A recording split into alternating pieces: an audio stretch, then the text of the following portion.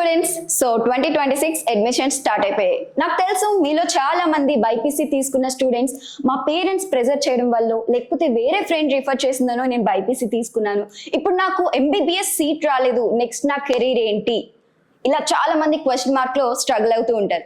But మీ అందరికీ ఒక golden opportunity తీసుకొచ్చింది మన అపోలో యూనివర్సిటీ. అదే బైపీసీ పర్సూ చేసిన స్టూడెంట్స్ కూడా బీటెక్ చూస్ చేసుకోవచ్చు. అది ఎలా అంటారా, ఒక బ్రిడ్జ్ కోర్స్ ఉంటుందండి, చాలా సింపుల్.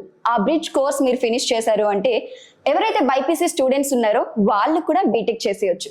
బీటెక్ లో ఏదన్నా స్ట్రీమ్ మీరు తీసుకోండి. BTech in CSE, CSE in AIML, CSE in AIDS, CSE in cyber security, whatever the stream you want, ఏదన్నా సరే మీరు చూస్ చేసుకోవచ్చు. ఇలాంటి గోల్డెన్ ఆపర్చునిటీ ఇప్పుడు వరకు ఇండియాలో నాకు ఎప్పుడు చూడలేదు. బికాస్ బైపీసీ అయిపోయింది, ఎంబీబీఎస్ సీట్ రాలేదు అంటే అక్కడ ఫ్యూచర్ కి ఒక అడ్డుగాడ పడిపోయినట్టుగానే భావిస్తారు అందరూ. కానీ ఇదొక మరొక golden opportunity, wonderful opportunity for students and parents also.